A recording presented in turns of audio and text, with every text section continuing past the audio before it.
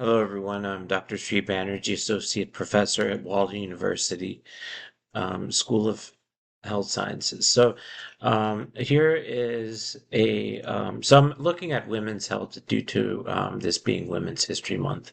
And one area that is neglected, I'm looking at HP 2030 and about 250 to 300 objectives that are pertaining to social determinants of health has been created here, and the reason for this is that these are actionable, measurable goals, similar to SMART goals that is similar important to achieve. The way these are set up here, on the right hand side, you'll take a look and see target met or exceeded. Yellow is little or no detectable change, and then getting worse is red, and then if there's no data, then baseline only. So let's take a look at the different topics that are available here. Um, so the reduction in the proportion of pregnancies conceived within 18 months of a previous birth. So you want to kind of you want to decrease that because you don't want to have too many births back to back. And then reduce adolescent pregnancy. That's actually something that has been met already.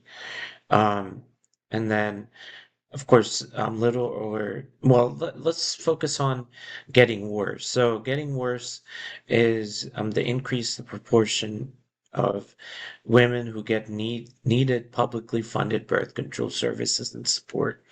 Um, and this is especially important because birth control allows for to prevent teenage pregnancy, which is more risky than other types of pregnancy. So that's one area that could have some more work to do. Um, I wanted to read through some of these additional goals.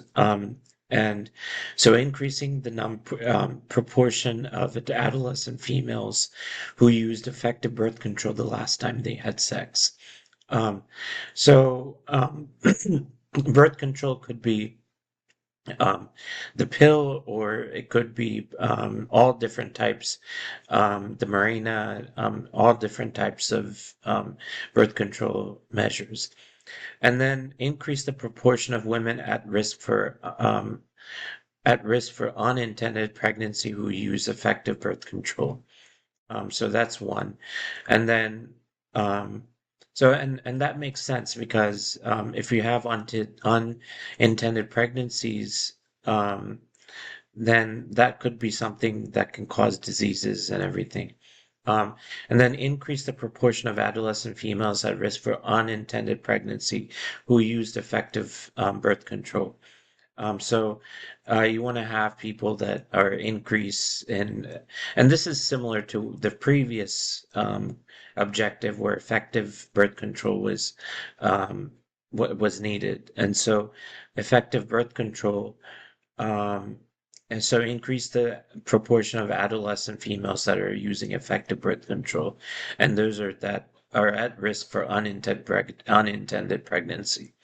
Um, so this is at risk for so this is for women in general, and this is for adolescent females.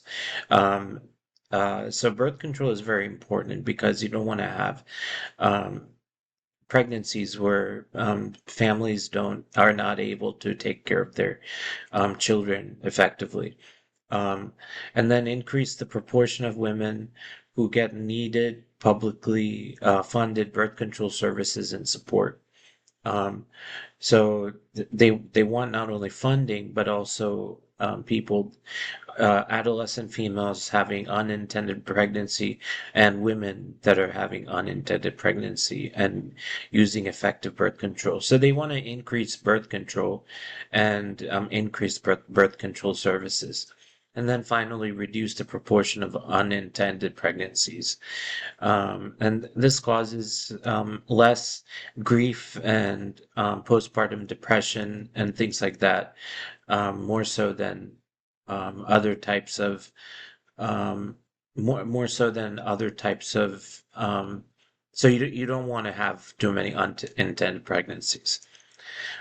There's a lot going on here. The only one that's getting worse is public funding of birth control services and support. I think there's this is something that needs to be and makes sense. I hope this has made some sense. Thank you for listening.